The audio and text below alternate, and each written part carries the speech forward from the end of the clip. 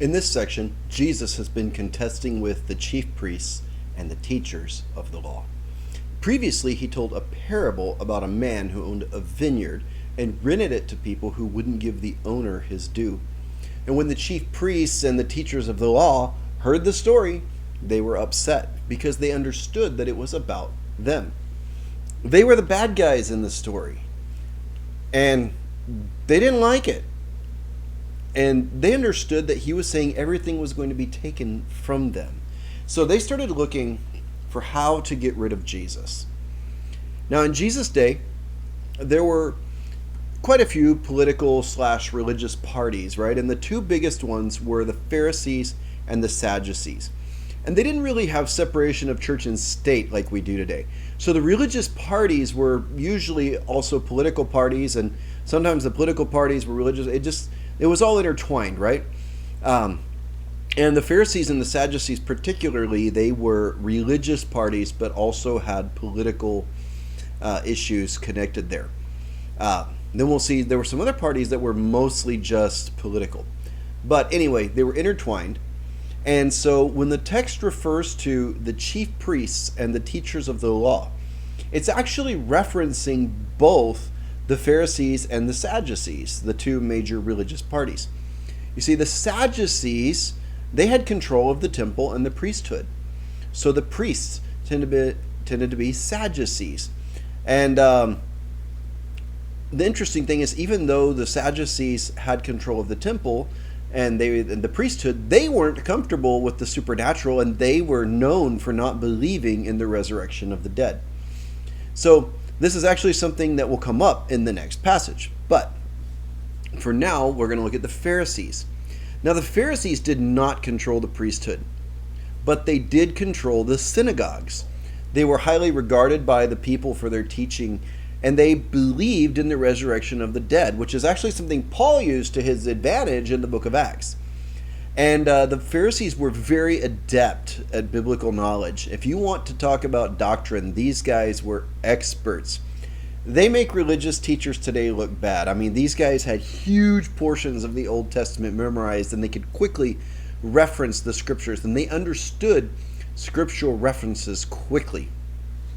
So the Pharisees and the Sadducees, these were the main religious parties, but there were a few whose main focus was political, as I said. And there's one more party that's mentioned in this passage, and that's the Herodians. The Herodians, they were Hellenistic Jews. That means that they were Jews who were conformed to the Greek culture and generally preferred to speak in Greek. The Herodians were actually not really a very religious group. They were more of a political group, and we do see them working together with the Pharisees, though, to oppose Jesus several times in the book of Mark. So the Herodians, the name Herod, Herodians, they supported the rule of the Herods. And the Herods were a line of kings who ruled over parts of Israel under the auspices of Rome. And what the Herodians wanted was to restore the Herodian dynasty to the throne of all of Israel, not just part. So they wanted him to have control of Galilee and Judea also. So that was the Herodians. Now, Jesus has managed to upset the leaders of all the parties. And now we see the parties kind of split up and take turns taking shots at Jesus. They want to discredit him.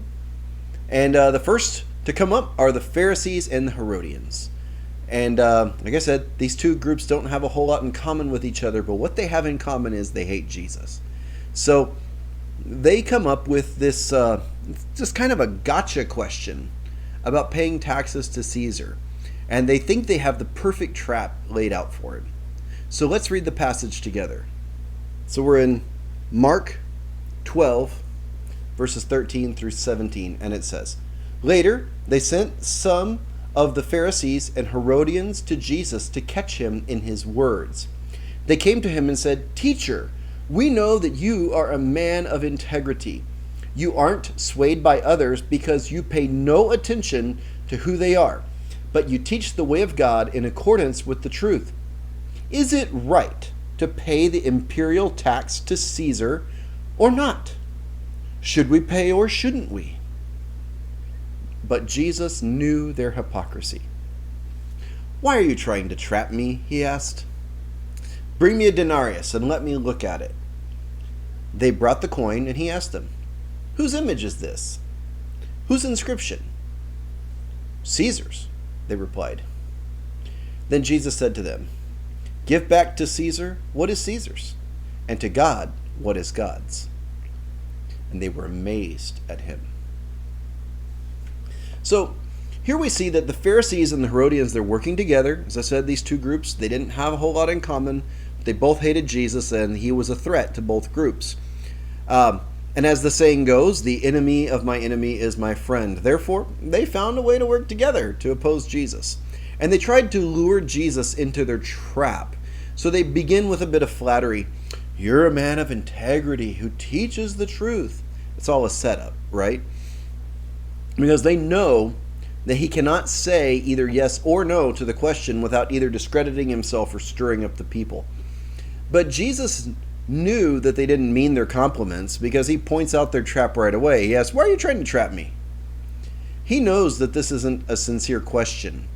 They're just looking to trip Jesus up. And it's like, if you ever watch on TV or on the internet, you can watch House or Senate hearings from the United States government.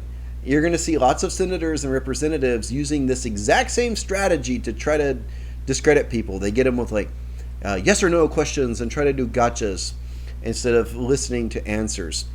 And wisely, though, Jesus does not give them a yes or a no. Instead, he actually turns the question back on them. So he asks them, he says, "Show me a denarius." The denarius was a Roman coin.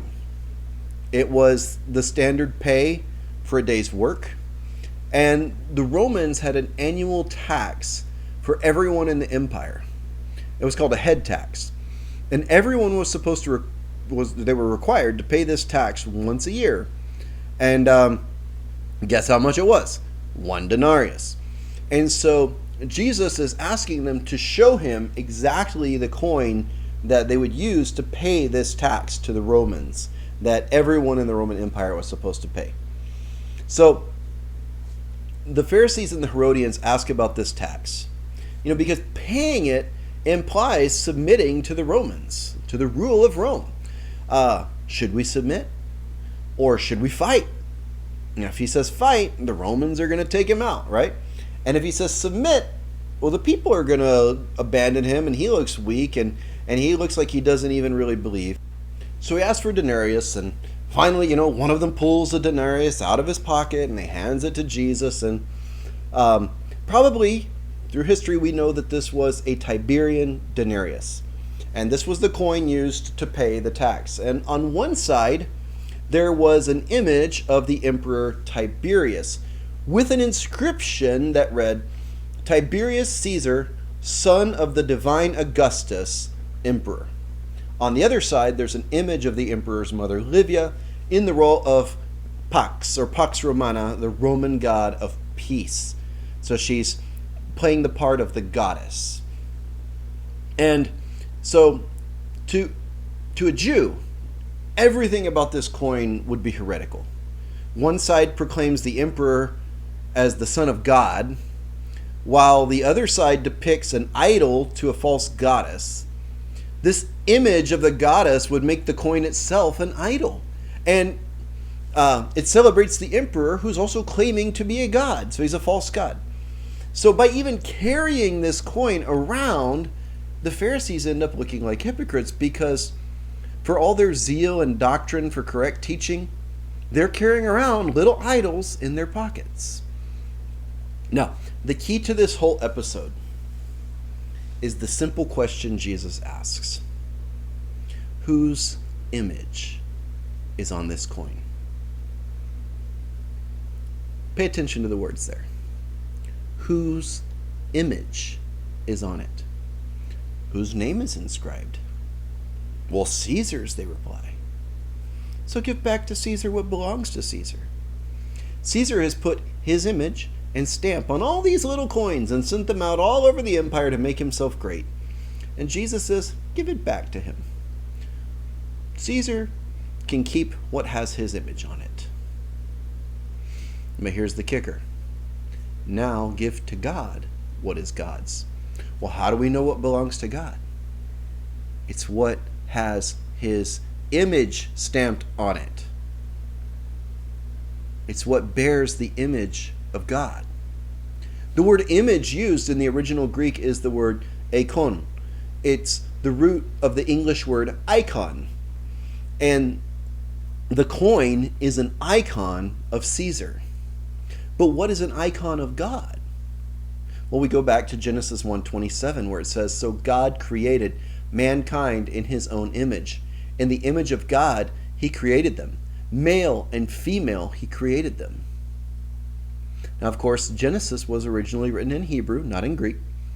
But at the time of Jesus, the most common form of the Old Testament was the Septuagint, which was a Greek translation of the Old Testament that had been done by rabbis in Egypt not long before Jesus was born. And it was already kind of the dominant translation.